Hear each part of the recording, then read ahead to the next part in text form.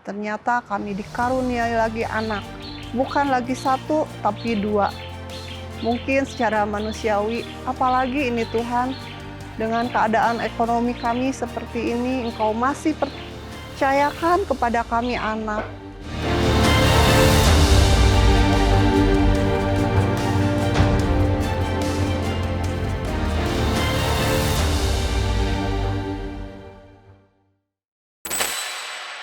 Berawal dari kesulitan hidup saya secara pribadi, setelah kedua orang tua saya meninggal. Dahulu ketika mereka masih ada, apapun kesulitan saya pasti dapat solusi dan bantuan dari mereka. Ternyata ketika kesulitan itu harus saya rasakan sendiri, sangat luar biasa berat sekali yang saya rasakan. Dan karena saya pun anak tunggal, maka saya sangat merasa sendiri dalam menjalani kehidupan ini. Ya, meskipun saya ada suami, tapi kondisi saat itu sulit untuk saya bisa berbagi semuanya karena kondisi yang terjadi pada diri suami saya. Apalagi di mana ketika anak saya satu-satunya waktu itu divonis sakit epilepsi Rolandik, di mana secara medis belum ditemukan penyebabnya dan menyerang secara tiba-tiba. Dan kesembuhan itu bisa didapat dengan terapi obat yang sangat disiplin dan tidak boleh putus dalam jangka waktu panjang, dan tidak ada kepastian waktu yang bisa ditentukan. Sampai hasil pemeriksaan yang intensif dari EEG dan MMR dan lain-lain menyatakan sembuh. Waktu itu anak saya berusia 5 tahun. Belum lagi suami yang sakit batu empedu, sampai dokter memvonis umurnya tidak akan lama lagi bila tidak segera dioperasi. Dan ketika ditanyakan biaya untuk semuanya, pihak rumah sakit tidak bisa memberikan kepastian. Dan pada saat itu tidak ada BPJS yang seperti sekarang yang banyak membantu untuk biaya kesehatan kita. Di saat itu keuangan kami juga terbatas. Meskipun saya dan suami ada usaha sedikit-sedikit, tapi itu harus diprioritaskan untuk pengobatan anak. Tabungan jangka panjang pun habis semua. Sampai suatu hari saya dipertemukan dengan kakak ipar saya dan temannya, saya mulai diperkenalkan siapa itu Tuhan Yesus.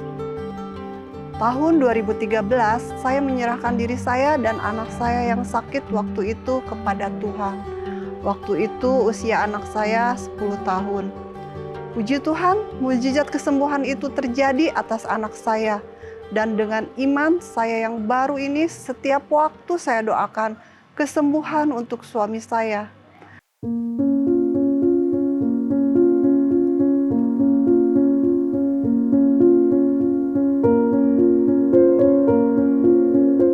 Dan puji Tuhan, kesembuhan itu pun terjadi atas batu empedunya.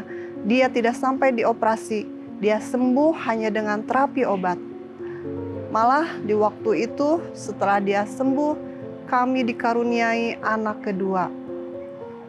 Kemudian anak pertama saya pun harus melanjutkan sekolah ke SMP.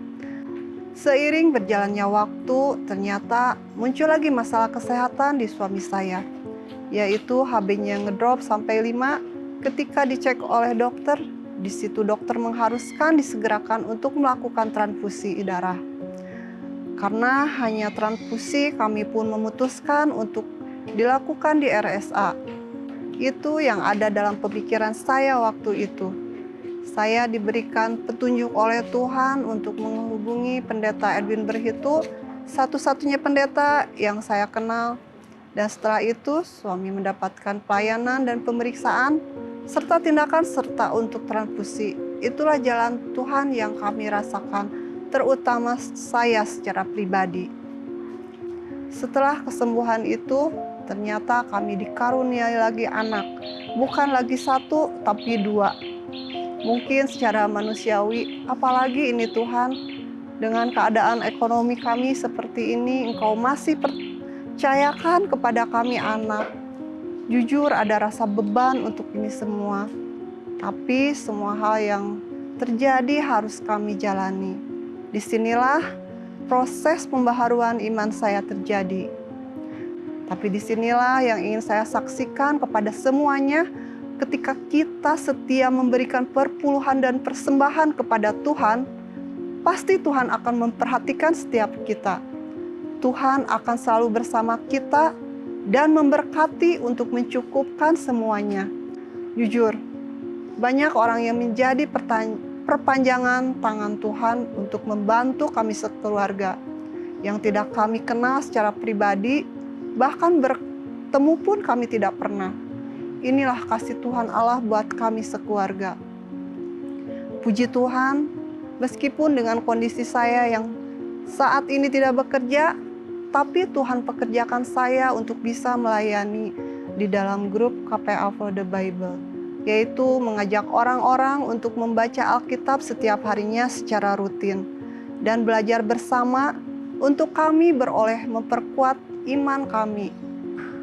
Ada satu hal yang ingin saya saksikan yang membuat suami saya mengenal kebenaran di usia 64 tahun, yaitu setiap hari dia mendengar firman Tuhan.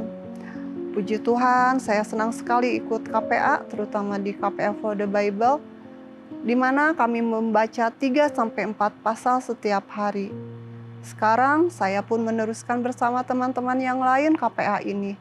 Setiap hari akan ada link-link KPA yang di-share. Di sini kami mendapatkan kekuatan iman ketika mendapat pelajaran-pelajaran baru.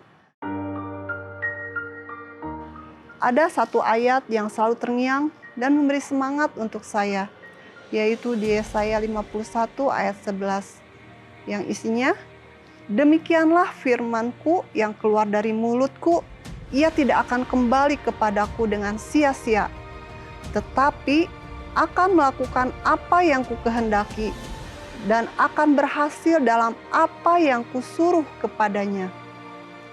Terima kasih. Sekian kesaksian dari saya. Tuhan Yesus memberkati kita semua. Amin.